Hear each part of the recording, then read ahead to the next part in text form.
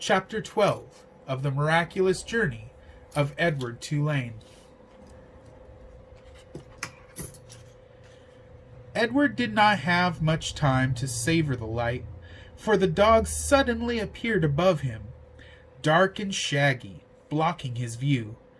Edward was pulled out of the garbage by his ears, dropped, and then picked up again, this time around the middle, and shaken back and forth with a great deal of ferocity. A little dog growled deep in its throat, and then dropped Edward again and looked him in the eye. Edward stared back. "Hey, get out of here, you dog!" It was Ernest, king of the garbages, and therefore king of the world. So Edward has been buried. It said in chapter 11 back here, he had been buried for 180 days. That's how long we're in school for 1 year. 180 days is about half a year. Okay? That's crazy. So 6 months he was buried in that garbage. The dog grabbed Edward by his pink dress and took off running. "That's mine! That's mine! All garbage is mine!" Ernest shouted. "You come back here!" But the little dog did not stop. The sun was shining, and Edward felt exhilarated. Who, having known him before, would have thought that he could be so happy now, crusted over with garbage, wearing a dress, held in the slobbery mouth of a dog, and being chased by a madman? But he was happy. The dog ran and ran until they reached a railroad track.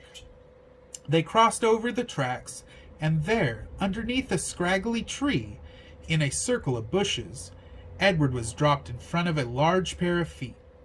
The dog began to bark. Edward looked up and saw that the feet were attached to an enormous man with a long, dark beard. "What? I didn't know I was in this book." "What's this, Lucy?" said the man. He bent and picked up Edward. He held him firmly around the middle. "Lucy," said the man, "I know how much you enjoy rabbit pie." Lucy barked. Yes, I know. Rabbit pie is a true delight, one of the pleasures of our existence." Lucy let out a hopeful yip. "And what we have here, what you have so graciously delivered to me, is definitely a rabbit. But the best chef in the world would be hard-pressed to make him into a pie," Lucy growled. "This rabbit is made of china, girl." The man held Edward closer to him. They looked each other in the eye. "You're made of china, aren't you, Malone?"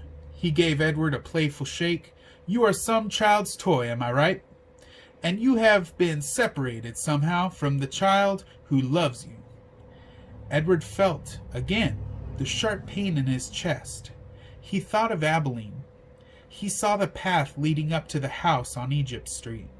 He saw the dusk descending and Abilene running toward him. Yes, Abilene had loved him. "So, Malone," said the man. He cleared his throat. "You are lost. That is my guess.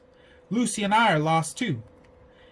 At the sound of her name, Lucy let out another yip.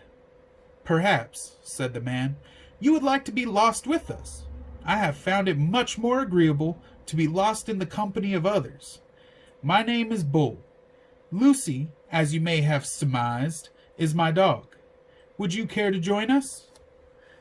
Bull waited for a moment, staring at Edward, and then with his hands still firmly around Edward's waist, the man reached one enormous finger up and touched Edward's head from behind. He pushed it so it looked as if Edward were nodding his head in agreement. "Look, Lucy, he is saying yes," said Bull. "Malone has agreed to travel with us. Isn't that swell?" Lucy danced around Bull's feet, wagging her tail and barking. And so it was that Edward took to the road with a hobo and his dog.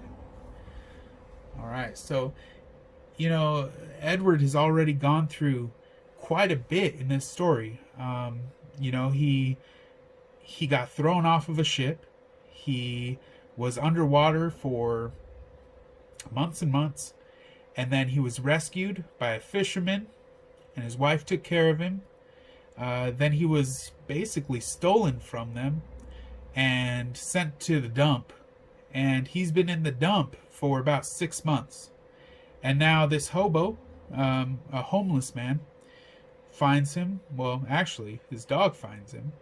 But it kind of sounds like he's gonna be a pretty big part of Edward's life now. But they're now calling him Malone. So let's see what happens.